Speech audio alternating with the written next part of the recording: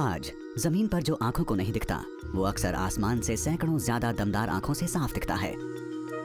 Archaeology में नई तकनीकें इस्तेमाल की जा रही हैं, जिनसे उन्हें इतनी ज्यादा जानकारियां मिल रही हैं जितनी पहले कभी नहीं मिल पाई थी। माया के लिए 2018 जोश जगाने वाला साल था। ग्वाटेमाला की धरती पर हर तरफ हजारों नए खंडहर उभर रहे थे। सैटेलाइट्स और लाइडार नाम की लेजर स्कैनिंग तकनीक के जरिए कभी नजरों से ओझल रहे ढांचे उजागर हो रहे थे। हमारे पास एक से बढ़कर एक टूल्स हैं। उन्हीं में से एक को हमने अमेज़न में अभी इस्तेमाल करना शुरू किया है और वो है लाइडार। लाइडार स्कैनिंग हमें दिखाती है कि जंगल की इस हरी भरी चादर के नीचे क्या छिपा है। लाइडार मतलब लाइट डिटेक्शन एंड रेंजिंग। ये एयरक्राफ्ट से जमीन पर एक के बाद एक लाइट पल्सेस छोड़ती है, फिर उनके सेंसर तक वापस लौटने के वक्त का ध्यान रखती है। ये हरी चादर के नीचे आकारों को फिर से बनाकर उन्हें लगभग एक एक्सरे की शक्ल में दिखाती है। हर बार जब भी हमें नई तरह के टूल्स मिलते हैं तो उनके जरिए अमेज़न में हमें कुछ ऐसी चीज दिखती है जिसके बारे में हमने सोचा भी नहीं होता कि वो वहाँ हो सकती है। और इन्हीं में से एक टूल है लाइडार, जिसने इस इलाके के बारे में हमारी सोच को बदला है। अमेज़न को समझने में पेड़ हमेशा से रुकावट रहे हैं, लेकिन अब हम उनके पार देख सकते हैं। 2071 वर्ग किलोमीटर से ज्यादा के माया बायोस्फीयर रिजर्व का खाका खींचकर पहली बार इंजीनियरिंग के जबरदस्त कारनामों को उजागर किया गया है। इमेजेस को मिलाने पर कहीं दूर तक फैले और करीने से बने एक ऐसे समुदाय का पता चलता है जिसका कोई अता पता नहीं था। इंसान के बनाए ढांचे उभरते हैं, सड़कों का ताना बाना, टेम्पल्स और महल। ऐसी इंजीनियरिंग जिसपे आज के सिटी प्लानर्स भी फक्र करें। तो क्या हुआ था कि इतना विशाल समुदाय आखिर ढह गया? लड़ाई की वजह से, धार्मिक संप्रदायों और सामूहिक बलि की वजह से, या सूखे से? लेजर मैपिंग माया की गुजरे जमाने की दुनिया के रहस्यों से पर्दा उठाने में इस्तेमाल होने वाला सबसे नया टूल है। कई दशकों से आर्कियोलॉजिस्ट्स ने अवशेषों के सबूत एक एक करके खोजे हैं, पुराने तरीके से, यानी पैदल जाकर। 10 साल पहले मेक्सिको के युकाटैन इलाके के बीचों बीच जंगल से उभरा था माया का भूला बिसरा शहर, जिसका नाम था क्यूइक, और वो भी लाइडार की मदद के बिना। 800 एडी में यहाँ एक स्थानीय राजा का राज था, जिसने पिरामिड के रूप में एक मकबरा बनवाया था, और ये बना था काट कर जमाए हुए 30 फीट ऊंचे 20,000 पत्थरों से। प्राचीन माया में शाही मकबरे अक्सर पिरामिड्स के नीचे बनाए जाते थे। तो एक उभार पर आर्कियोलॉजिस्ट जॉर्ज बे क्यूबिक के पिरामिड में उतरने का रास्ता बनाते हैं।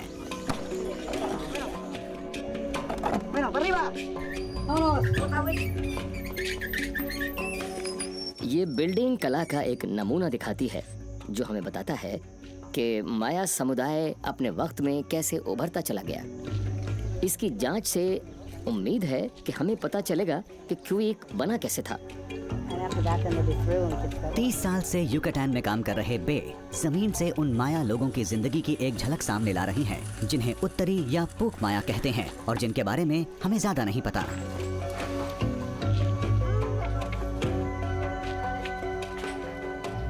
आइए, यहाँ बहुत कुछ है। आप हैरान हो जाएंगे देखकर। गड्ढे में 21 फीट नीचे बे और उनकी टीम एक अहम खोज करती है, जो किसी आम आदमी को एक मलबे के ढेर जैसा लगेगा। ओह हाँ, क्या बात है, कमाल का है ये तहखाने का पत्थर है। हम जानते हैं ये बहुत अलग तरह का पत्थर होता है। ये सामने का हिस्सा है, सपाट हिस्सा, और ये पीछे का हिस्सा है इस तरह एंगल पर कटा हुआ जो सीधा दीवार में जाता है। तहखाने के ये खास पत्थर पिरामिड बनाने में नहीं, बल्कि बिल्डिंग्स की छतों को थामने में इस्तेमाल होते थे। तो भी पता नहीं कैसे ये पिरामिड में इतना अंदर लगा है, और पिरामिड के सबसे नीचे गहरे खोदने पर उन्हें उससे भी अजीब बात दिखती है, एक प्राचीन इमारत की बुनियाद। ये जो स्ट्रक्चर है बिल्कुल नया है। इसमें बहुत सारी सीढ़ियां हैं और वो हैं ढलान की शेप में। तो तुम्हें क्या लगता है कि ये किस एडी का होगा? 400 या 500। वाह, ये पिरामिड 800 एडी का है, लेकिन पॉटरी के टुकड़ों की जांच साबित करती है कि पिरामिड के नीचे की बुनियाद उससे 300 साल पुरानी यानी 500 एडी की थी। लेकिन ये तारीख होना मुमकिन नहीं है। इसकी वजह जानने के लिए हमें लौटना होगा दक्षिण में, ग्वाटेमाला में 600 बीसी में, माया सभ्यता के शुरुआती दिनों में। जानकारों का हमेशा से मानना रहा है कि माया सभ्यता का जन्म यहीं मिराडोर बेसिन नाम के इलाके में हुआ था। शुरू के राजाओं ने जंगलों को साफ करके बड़े बड़े शहर बनाए। अगले 1000 साल के दौरान माया सभ्यता अमेरिका में सबसे विकसित सभ्यता बन गई थी।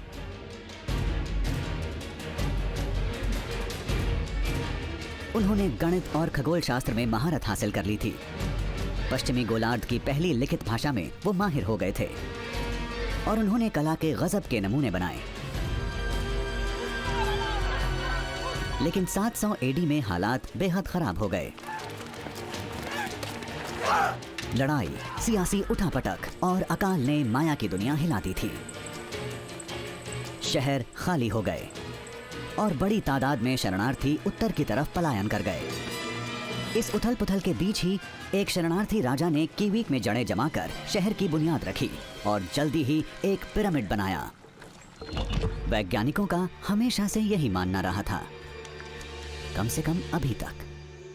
प्राचीन इमारत की बुनियाद मिलने के बाद तारीखों में फर्क दिखा।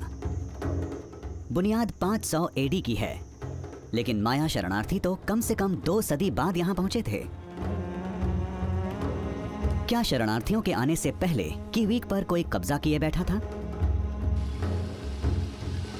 करीब 27 किलोमीटर दूर एक और खोज कुछ और सवाल खड़े करती है। लुटेरों के डर से इस जगह को बहुत गुप्त रखा गया है। कुछ आर्कियोलॉजिस्ट्स ने इस खोज को अपनी आंखों से देखा है, जिनमें फातिमा तेकपूल भी हैं। इस खोज तक पहुंचना कोई आसान काम नहीं है। ये 230 फीट नीचे एक गुफा के तल पर है। सुरंग संकरी है, इसलिए एक बार में कोई एक ही अंदर जा सकता है।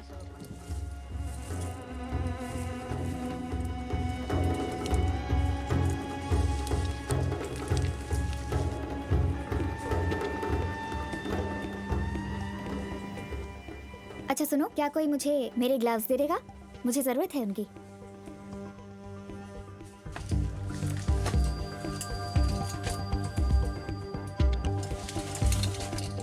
यहाँ रहने वाले सालों से इस गुफा के बारे में जानते हैं, लेकिन इसके अंदर छुपे खजाने की उन्हें कोई भनक नहीं थी।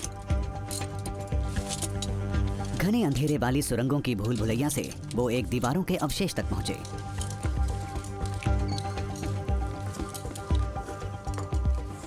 यहाँ एक गलियारा है जो सबके लिए नहीं था। यहाँ एक दीवार थी जाने का रास्ता बनाती हुई, जो जगह को 2 हिस्सों में बांटती थी, एक आम लोगों के लिए और दूसरी पूजा के लिए। पूजा की जगह में दाखिल होते ही फातिमा कुछ अजीब सी चीज देखती हैं। उन्हें लगा जैसे कभी यहाँ अनगिनत मशालें और कुछ रस्मों के चलते आग जलाई गई होगी। माया में लोग मानते थे कि गुफाओं में ईश्वर रहते थे। माया प्रीस्ट्स खास धार्मिक छुट्टियों में यहाँ तीर्थ करने आते थे और नशीले पौधों को खाने के बाद देवताओं से बात करते थे। इस जगह टूटे मिट्टी के बर्तन बिखरे पड़े थे। यहाँ पर सेरामिक्स का ढेर है, जिसे जानबूझकर तोड़ा गया था। माया लोग जब बलि देते थे तो उस दौरान वो बर्तनों को भी तोड़ दिया करते थे।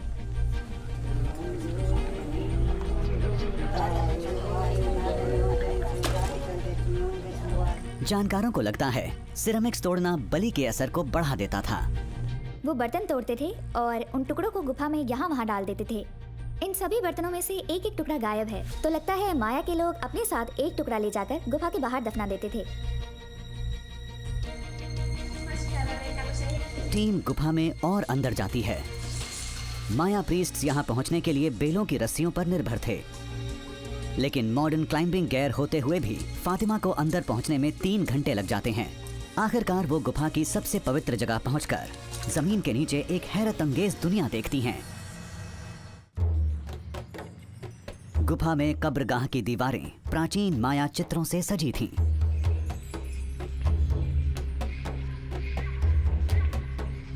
एक जगह गुफा के घुमावों का इस्तेमाल करते हुए तेंदुए का एक अनोखा 3 डायमेंशनल चित्र उकेरा गया है। एक और चित्र एक भूत जैसे दिखते हुए तेंदुए को हिरन का शिकार करते दिखाता है। इस पेंटिंग में हैरान करने वाली चीज है, इसमें जो जीव दिखाए गए हैं वो आम शक्ल के नहीं हैं। ये तस्वीरें उन जीवों की हैं जो पाताल लोक में मौत की दुनिया में रहते थे। आप ये जो तेंदुए का शरीर देख रहे हैं, ये काफी कमजोर है। ऐसा लगता है कि इसने काफी दिनों से कुछ नहीं खाया। अगर आप ध्यान से देखेंगे तो इसके बीच में एक निशान है। हमें लगता है कि ये निशान इसलिए बनाया गया है ताकि पता चल सके कि ये बीमार है। फातिमा ने कई माया गुफाओं में कला का अध्ययन किया है, लेकिन इन जैसे चित्र कभी नहीं देखे। ये साफ तौर पर माया के हैं, पर इनका अजीबोगरीब अंदाज बताता है कि जिसने भी इन्हें उकेरा है वो दक्षिण की माया सभ्यता का हिस्सा नहीं रहा था। चित्रों के अंदाज की परख और पूजा की जगह में सिरामिक की बलि बताती है कि म्यूरल्स करीब 100 बीसी के आसपास बनाए गए थे। इससे पता चलता है कि ये मेक्सिको में अभी तक खोजे गए माया के चित्रों में सबसे पुराने हैं।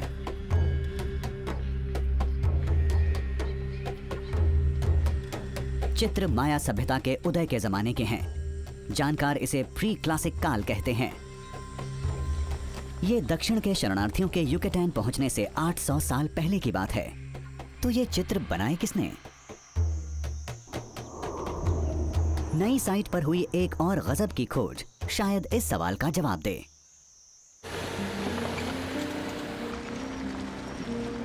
युकेटैन के आज के मेरिडा शहर के ठीक बाहर सड़कों के लिए हुई खुदाई इत्तेफाक से कई साइट्स उजागर कर रही है। आज तक 190 नए माया शहर दिखे हैं, जिनकी तादाद अभी बढ़ रही है। प्राचीन युकेटैन का नक्शा तेजी से बदलते हुए पहले अनजान रहे शहरों और नगरों से पटा जा रहा है।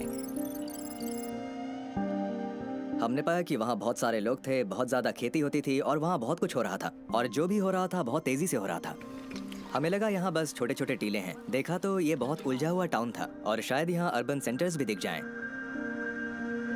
तो यहाँ एक कहीं ज्यादा घुली मिली सोसाइटी की सोच उभर रही थी और मेरे ख्याल से ये ग्वाटेमाला के बराबर की थी। हम दसियों साल से इन साइट्स के बगल से गुजरते रहे बिना इन्हें समझे। ऐसा नहीं था कि हमें जाकर इन जगहों को खोदना पड़ा हो, वो हमारे नाक के नीचे ही थी, हम बस इन्हें देख नहीं रहे थे। सोचिए कितनी हैरानी की बात है। जॉर्ज बे और उनकी टीम क्यूबिक में पिरामिड के बगल से पत्थरों को हटाने का अपना काम शुरू करती है। ये जासूसी का काम कर रहे हैं। ये पता लगाने की कोशिश कर रहे हैं कि आमतौर पर इमारत की छत को थामने में इस्तेमाल होने वाला तहखाने का ये पत्थर पिरामिड के अंदर दबा कैसे मिला। एक सुराग और सामने आता है जो इस पिरामिड के बारे में एक बहुत अलग सी चीज की तरफ इशारा करता है। काम करने वालों को ये मिला। वो इसे फेंक नहीं जा रहे थे कि पलटकर देखा तो कुछ दिखाई दिया। असल में ये एक मूर्ति है, किसी चेहरे की मूर्ति। और देखिए यहाँ ये चेहरा है, ये नाक और मुंह के ऊपर का हिस्सा। तो फिर सवाल उठता है कि ये चेहरे पर आखिर बना क्या है। तो ये है एक बड़ा हेड ड्रेस और मास्क जो शायद ये लॉर्ड पहनता होगा। प्राचीन माया के लोग अक्सर इस जैसी मूर्ति को शाही इमारतों के सामने वाले हिस्से पर लगाते थे। ये एक हिला देने वाला सुराग था और खुदाई करने पर इमारत का कोना उजागर हुआ। ये हिफाजत से सहेजी बिल्डिंग का ऊपरी हिस्सा है। ये वो है जिसे हम टूटी मोल्डिंग कहते हैं। दरवाजे के ऊपर जाता मलबे का ये ढेर अब भी दरवाजे को रोके है। ये प्लास्टिक का बचा हिस्सा है, शायद ढाला और पेंट किया। टीम के पिरामिड की परतें हटाते जाने पर एक शाही महल उभरा।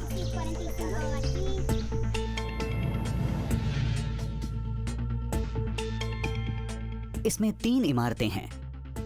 एक तरफ मंदिर, दूसरी तरफ शाही परिवार के रहने की जगह और बीच में तख्त का कमरा। लेकिन आखिर क्यूबिक के राजा ने महल के ऊपर पिरामिड क्यों बनाया होगा? माया के लोग किसी भी जगह में ताकत देखना पसंद करते थे। तमाम तरह की इमारतों में एक के ऊपर एक दूसरी इमारत देखना कोई अनोखी बात नहीं थी, क्योंकि पवित्र जगहें, खास जगहें ताकतवर मानी जाती थीं। हमारा कहना यही है कि ये ताकत को जायज ठहराने की कोशिश थी। जॉर्ज मानते हैं क्यूबिक के एक शुरुआती राजा, शायद शहर के शाही खानदान को शुरू करने वाले ने ही महल बनवाया था। सदियों बाद एक दूसरे राजा ने अपने पूर्वज के घर के ऊपर पिरामिड बनवाकर अपने पूर्वज की ताकत से सीधा नाता जोड़ा और खुद की ताकत बढ़ाई। महल शायद दूसरी वजह से भी सबसे शानदार हो। पिरामिड को बनवाने वाला राजा दक्षिण से बहुत वक्त बाद में नहीं आया था, बल्कि उस शाही खानदान की पैदाइश था जो बहुत लंबे वक्त से क्यूबिक में रह रहा था। अब ये साफ दिखता है कि यहाँ युकेटैन में एक बड़ा माया समुदाय था जिसके बारे में लोग नहीं जानते थे। ये दक्षिण के समुदाय जितना ही पुराना और उतना ही ताकतवर था।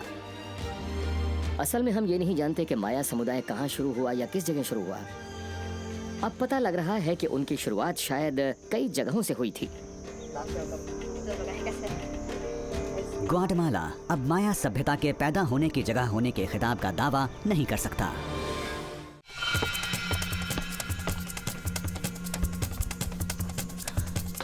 अब ये पक्का होने के बाद कि उत्तर में विशाल समुदाय था, कई सवाल खड़े होते हैं। आखिर ये माया कौन थे और उन्हें भुला क्यों दिया गया? माया के बारे में सोचने वाला आम इंसान इन जबरदस्त शहरों को देखकर ये समझ नहीं पाता कि इनमें से हर शहर के पीछे क्यूबिक जैसे दर्जनों बीच के आकार के शहर थे, जिनमें शायद 3 से 4 हजार लोग रहते थे। क्यूबिक के पास एक निगरानी टावर से पूरी साइट को समझना ज्यादा आसान है।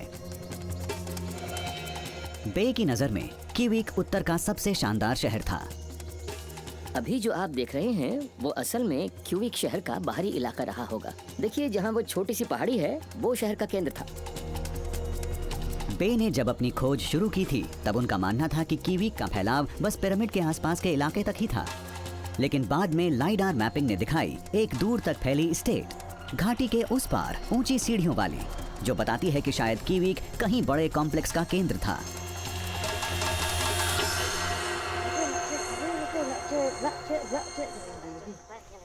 रोज सुबह खुदाई करने वाली टीम 200 फुट की पहाड़ी चढ़ती है।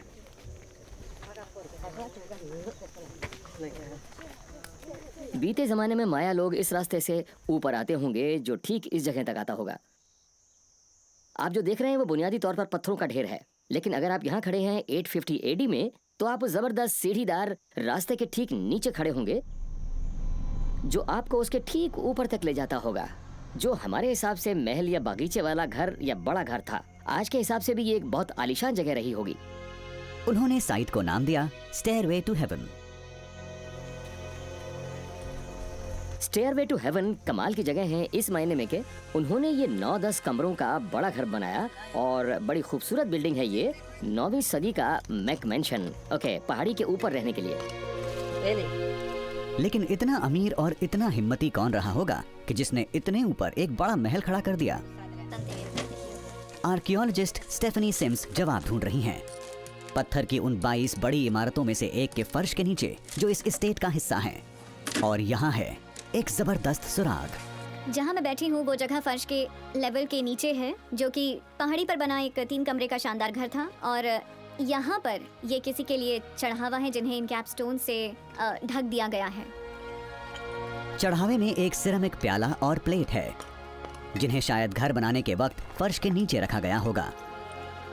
ये थोड़ा शक पैदा करता है, इस तरह से एक उल्टी प्लेट रखना अजीब है बिना किसी चीज को ढके। तो टीम के होशियारी से प्लेट को हटाने पर सबूत के कुछ सुराग उभरते हैं।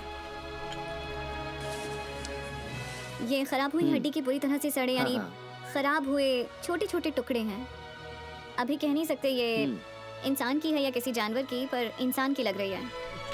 चढ़ावे के दोनों तरफ लगे बड़े कैपस्टोन्स में हो सकता है कुछ और भी छुपा हो। माया में अपने मरे पूर्वजों की बिना खाल की हड्डियों को फिर से दफनाने का चलन आम था। इसे कहते हैं दोबारा दफनाना। दोबारा दफनाने को लेकर हमें लगता है कि वो परिवार के लोगों की हड्डियां या हिस्से नई जगह लाते थे, उन इमारतों को बुराई से दूर रखने के लिए जो वो बना रहे होते थे। फर्श के नीचे के कैपस्टोन्स हटते हैं और मिलता है एक इंसानी दांत। तो हमारा शक सही था, यहाँ इंसान के अवशेष मिले हैं। ये है लोअर इंसाइसर, ये वाला। ऐसे यहाँ कई हैं, हम पता लगाने की कोशिश कर रहे हैं कि ये कितने हैं।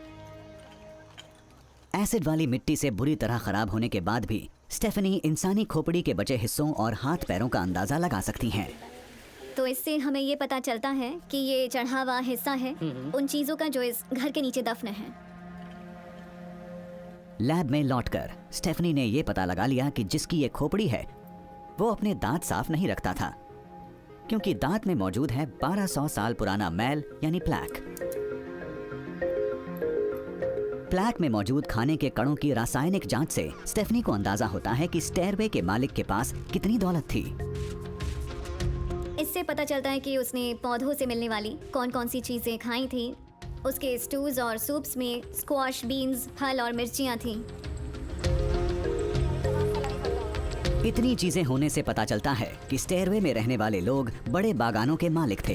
पहाड़ी पर बने अपने बंगले के नीचे घाटी में बड़े बड़े खेत संभालते थे।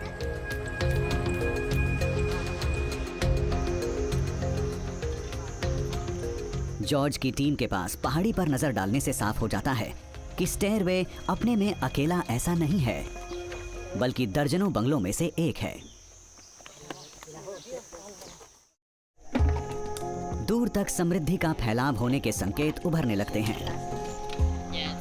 स्टेयरवे जैसी साइट्स पर दूसरे दर्जे की कई इमारतें, हुनरमंद कामगारों के बनाए इस जैसे पत्थर के घर प्राचीन मध्य अमेरिका में नायाब थे।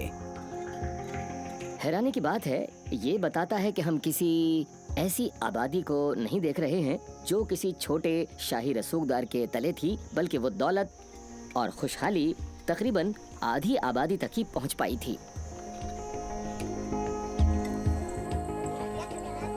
कीवीक शायद अमेरिका के एकदम शुरुआती मध्यम वर्ग का सबूत था।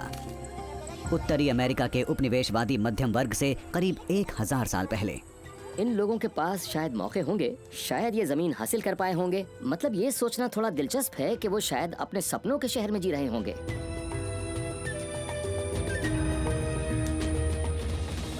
अगर माया के सपनों के शहर जैसा कुछ था तो उसकी शुरुआत यहीं हुई थी। कीवीक और स्टेयरवे यूकेटैन के एक हरे भरे इलाके में बसे थे। नाम था पुक। यहाँ मिट्टी उपजाऊ थी, कुदरती सौगातें भरपूर थी। इंसानी बसाहट के लिए ये एकदम सही जगह लगती थी, सिवाय एक चीज के। पूक इलाके में पानी का कोई स्रोत नहीं था, न कोई नदी, न झीलें, न नहर, न नाले।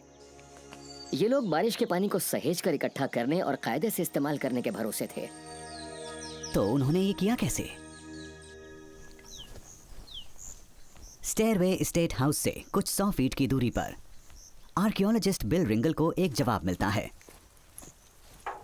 यहां जमकर बारिश होती थी, पर साल में सिर्फ 6 महीने। बाकी वक्त सूखा रहता था, बारिश ना के बराबर होती थी। और बिना पानी वाले इस माहौल में ये पूक माया की शुरुआती चीजों में से एक था। जमीन के नीचे ये गड्ढा असल में इंसान का बनाया एक कुंड है। नाम है चल्टन।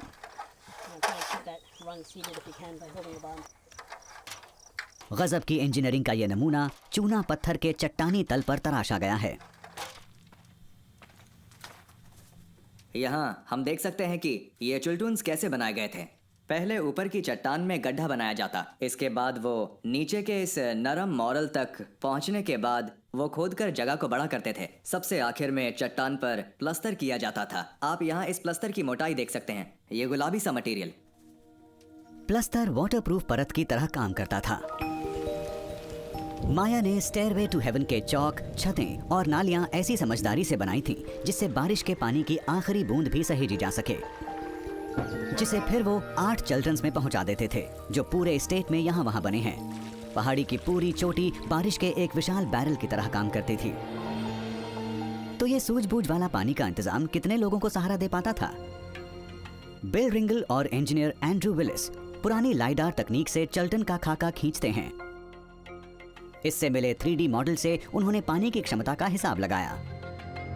स्टेयरवे के चल्टन्स में से हर एक लगभग 38,000 लीटर तक देकर पूरे समुदाय के लिए पानी का एक भरोसेमंद स्रोत था। 6 लोगों का एक औसत परिवार दिन में लगभग 100 लीटर तक इस्तेमाल करता था। इसलिए स्टेयरवे के चल्टन से 7 परिवारों को बिना बारिश के 3 महीनों तक पानी मिलता रहा होगा। पानी के इन बेहतर इंतजामों ने स्टेयरवे पर और पास की कीविक जैसी दूसरी दर्जनों अमीर हुकूमतों के लिए पानी जमा करने की एक कारगर बुनियाद तैयार की थी।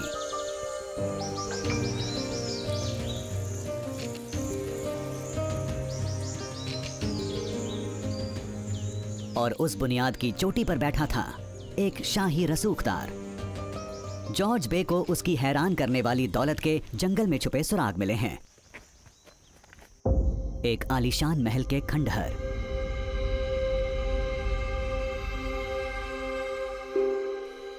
ये क्विक के शाही खानदान के इतिहास के उस दौर को झलकाता है जब शाही खानदान जबरदस्त दौलत इकट्ठी कर रहा था और नया आलीशान महल बनाकर उसे सबको दिखा रहा था।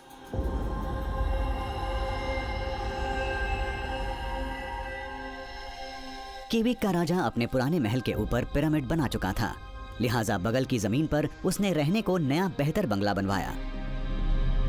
नए महल में 15 बड़ी इमारतें और रस्म के लिए 2 दालान थे। पहले की खोजों से जॉर्ज को पता है कि इमारतों को खूबसूरत मूर्तियों और रंगीन प्लस्तर से सजाया गया था। नए महल में ये सबसे अच्छे से सहेजी बिल्डिंगों में से एक है। इसमें प्लास्टर के बचे हिस्से देख सकते हैं। इन्हें रंगा जाता था, कभी कभी बड़े बड़े म्यूरल्स बनाए जाते थे और इसमें छत के कुछ हिस्सों पर बीम्स भी रही होंगी पर्दों और टेपेस्ट्रीज के लिए, और यहाँ कई तरह का फर्नीचर भी रखा गया होगा। राजाओं को तेंदुए की खाल, सोफे, खूबसूरत तकिए पसंद थे। ये सीधा सादा सा दिखने वाला कमरा काफी आलीशान रहा होगा।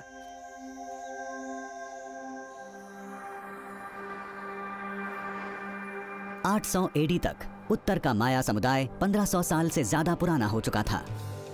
इसके लोग इसके बेरहम इलाके में बखूबी ढल चुके थे। पानी का उनका इंतजाम बड़े पैमाने पर खेती करने और अपने राजाओं और नए मध्यम वर्ग के लिए बेहिसाब दौलत पैदा करने में मदद देता था।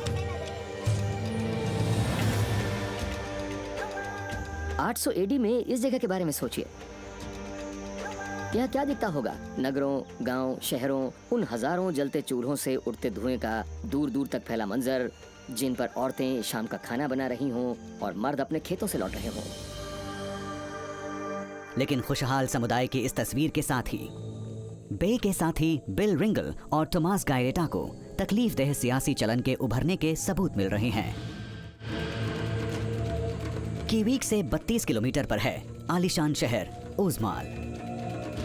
800 AD में ये बढ़ते हुए इलाके की ताकतवर राजनीतिक राजधानी बन गया था। कीविक के राजा की तरह माना जाता है स्थानीय राजा कूटनीति चलाने और ऊज़माल के शाही अंदाज को इज्जत बख्शने यहाँ आते थे। रिंगल बे को दिखाना चाहते हैं कि कैसे ये इमारतें 800 AD के आसपास एक खास बदलाव से गुजरी थी। उनमें सामने की तरफ फौरन नजर में आने वाली नई इमेज जोड़ी गई थी। एक जो बहुत दिलचस्प बात है वो है यहाँ ये छोटी सी इमेज, पंखों वाला सांप। दरअसल यहाँ 2 सांप हैं और वो फसाड पर आपस में लिपटे हुए हैं। आपको विजुअल इमेजेस चाहिए होते हैं। रिंगल का मानना है complex ideas सांप और एक processes ताकतवर के लिए। धार्मिक संप्रदाय के इसीलिए ये प्रतीक सांप थे। बहुत ही खास है। इसे केट्ज़ेकॉटल या फेदर्ड सर्पेंट कहते हैं। कल्ट बताए जाने वाले केट्ज़ेकॉटल को शायद एक सियासी सोच की तरह देखना सही होगा, और बेशक इसे धर्म से जोड़ा जाता था। कल्ट शायद गलत शब्द होगा क्योंकि ये किसी छोटे पैमाने की सरकारी दायरे से अलग चीज की भनक देता है, और सियासी सोच थी और ये बहुत अहम थी। इस संप्रदाय में शामिल होने के लिए कीविक के जैसे किसी स्थानीय राजा को एक कड़ी रस्म से गुजरना होता था।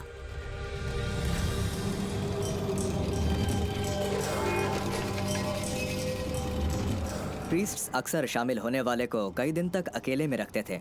उसे खुद पर काबू पाने की कई रस्मों से गुजरना होता था। उस जमाने के कला के नमूने खून निकालने की रस्में दिखाते हैं, जिसमें शामिल होने वाले अपने पीनिसेस और शरीर के दूसरे हिस्सों को छेदते थे। ये एक बहुत दिलचस्प तरीका रहा होगा खुद को कुर्बान करने का, और बेशक दर्दनाक भी। सामने के हिस्से पर एक और इमेज दीक्षा देने वाले का सफर दिखाती है। एक छोटे कद का आदमी एक फेदर्ड सर्पेंट के मुंह से बाहर निकल रहा है। हम देख सकते हैं कि एक छोटे कद का आदमी सांप के मुंह से बाहर आ रहा है बदले हुए इंसान के तौर पर। ये बदल रहा है इसमें शामिल रस्मों की वजह से, जिसमें केट्ज़ेकॉटल भी है। ऊज़माल में फेदर्ड सर्पेंट की नक्काशी बताती है कि 800 के दशक में संप्रदाय पूरे उत्तर में हावी था। स्थानीय राजाओं को नई सोच में लाने के साथ ही सियासी खींचतान बढ़ने लगी थी। इसने शायद इस नई सोच को अपनाने वाले लोगों और जो माया के रिवाज को मानने वाले लोग थे उनके बीच एक मुकाबला पैदा कर दिया था। कीविक में नए महल में जॉर्ज को सुराग मिलते हैं कि उभार के दौर में शायद कुछ और भी गलत हो रहा था। ये जो बिल्डिंग के सामने पत्थरों का जो बड़ा सा ढेर दिखाई दे रहा है, इसे लेकर शुरू में कुछ खास समझ में नहीं आया था। यहाँ इस तरफ ये खूबसूरत बिल्डिंग है जिसमें ये कमरे हैं, दूसरी तरफ भी कुछ कमरे हैं और ठीक बीच में मलबे का एक बड़ा सा ढेर है। अब हमें समझ में आया कि हम जिसे देख रहे हैं ये असल में एक सीढ़ी है जिसे मजदूरों ने बिल्डिंग के ऊपर की मंजिलों तक पहुंचने के लिए बनाया था। ये एक मचान जैसा है जिसे माया के लोग बिल्डिंग बनाने की अपनी तकनीक के हिस्से के तौर पर इस्तेमाल करते थे। ओके, तो ये हटाई नहीं गई। अगर बिल्डिंग पूरी हो गई होती तो उन्होंने सीढ़ी को यहाँ से हटा दिया होता। ये मचान होने से लगता है कि सामने जो दिख रहा है वो बिल्डिंग के बनने के बीच का नजारा है। ये कोई तैयार बिल्डिंग नहीं है। कीवी के महल का एक और हिस्सा इमारत बनने के काम के अचानक थमने की भनक देता है। मेसन्स ने इमारत की दूसरी मंजिल की दीवारों का खाका जमीन पर तो बना दिया था, पर वो खड़ी नहीं की थी। ये सारी चीजें सबूत हैं कि शहर फल फूल रहा था, कि आर्किटेक्ट्स को काम पर लगाया गया था, कि राजा जो कर रहा था उसे लेकर यकीन से भरा और दमदार महसूस कर रहा था कि शहर ऐसी दुनिया का हिस्सा था जो तेजी से आगे बढ़ रही थी। न कि ये बात सोच के राजा मिस हैविशम था जो खंडहर बने हुए घर में बैठा था जबकि हालात धीरे धीरे बिगड़ते गए, उसकी दुनिया ढह गई। यहाँ जो चल रहा था उसकी एक बहुत अलग तस्वीर है। तब आखिर क्या था जिसने फल फूल रहे कीविक को अचानक थाम दिया?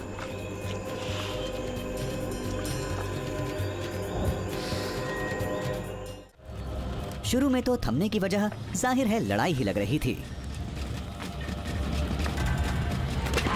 लेकिन लंबी छानबीन से न कोई भाला सामने आया न कोई तीर। और फिर स्टेयरवे टू हेवन यानी पहाड़ी वाली स्टेट पर टीम को सुराग मिले कि इसी वक्त महल में भी निर्माण रुक गया था। ये साइट अचानक छोड़ दी गई थी। वाह इवन, ये तो कमाल है। इस जगह को छोड़े जाने के वक्त के 5-6 बर्तन फर्श पर टूटे मिले। मुझे लगता है इनमें से कुछ यहाँ फर्श पर छोड़ दिए गए और बाकी बर्तन दीवारों पर लटके हुए थे। लेकिन ये लोग अपनी जान बचाकर नहीं भाग रहे थे। सबूत बताता है कि इन्हें बड़े हिसाब से निकाला गया था। बर्तन संभाल के दीवार की खूंटियों पर टांगे गए थे या कमरों के कोनों में जमाए गए थे। वो साबुत ही छोड़े गए थे जो बाद में खाली की गई इमारत के ढहना शुरू होने पर ही टूटे थे। लगता है जैसे उनमें से ज्यादातर अंदर ठीक किनारों के साथ थे, जिससे समझ में आता है कि उन्होंने तसल्ली से उन बर्तनों को ऐसी जगह पर रखा जहां वो उनके जाने पर संभले रह सकें। जैसे घर से निकलने से पहले हम चीजों को हाँ, संभालते हैं। बिल्कुल, जैसे ये जगह साफ सुथरी रखी जाती है। तो ऐसा क्या हुआ था जो स्टेयरवे को बड़ी तैयारी के साथ छोड़ा गया और महल का काम अचानक रुक गया? स्टेयरवे टू हेवन पर डेटा ने दिखाया कि कुंडों ने माया को बिना बारिश वाले 3 महीने सहारा दिया होगा। फिर किफायत से पानी बरतते हुए मुसीबत कुछ महीने और झेली गई। लेकिन बुनियादी नमूने बताते हैं कि यह काफी नहीं रहा होगा। हमें ऐसे 8 बैंड्स मिले हैं जो बताते हैं कि असल में बस एक सूखे से ऐसा नहीं हुआ, शायद एक के बाद एक सूखा पड़ने की वजह से ऐसा हुआ है। और ऐसा करीब 3 से 20 साल तक चलता रहा और हर बार चीज़ें फिर से वैसी हो जाती। उन पर काफ़ी लंबे वक्त के लिए सूखे की मार पड़ती। एक मौके पर सूखे से परेशान स्टेयरवे के पास बस एक ही रास्ता बचा था। हुआ ये होगा कि कुछ वक्त ऐसा आया होगा जिसमें उन कुंडों में पानी नहीं रहा और उन लोगों को वो पहाड़ी छोड़नी पड़ी क्योंकि वहां रहना मुमकिन ही नहीं रहा। तमाम परिवार, बड़े लोगों के परिवार, वो ऐसी हालत में पहुंच रहे थे जहां उन्हें एक बहुत मुश्किल फैसला लेना था, जो था स्टेयरवे टू हेवन को छोड़ना। उन्होंने जितना हो सकता था उतना सामान पीठ पर लादा और बाकी का संभाल कर वहीं रख दिया। बारिशों के लौटने पर उन्हें पूरी उम्मीद थी कि वो भी लौटेंगे। माया लोग सूखे के बारे में जानते थे। वो शायद ऐसी सभ्यता थी जो न सिर्फ बारिश के पानी को सहेजने के लिहाज से बल्कि बारिश के पानी की कमी के लिहाज से भी ढली थी। हैरानी इस बात की नहीं कि वो चले गए। हमारे लिए सवाल ये है कि वो लोग लौटकर वापस क्यों नहीं आए।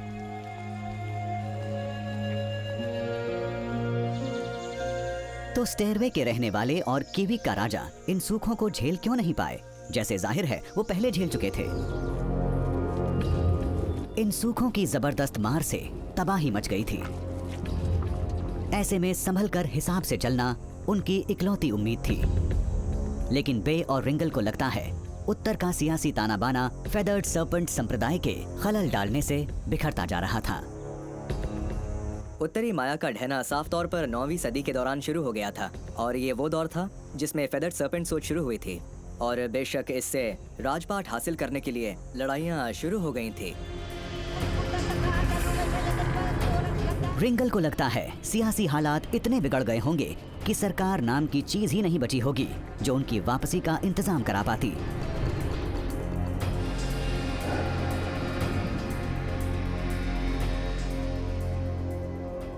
एक जमी हुई सरकार होती तो शायद उत्तरी माया बच गया होता, लेकिन ऐसा नहीं हुआ और एक सदी के अंदर उत्तर के बड़े शहर और नगर दक्षिण की ही तरह खंडहर बन गए।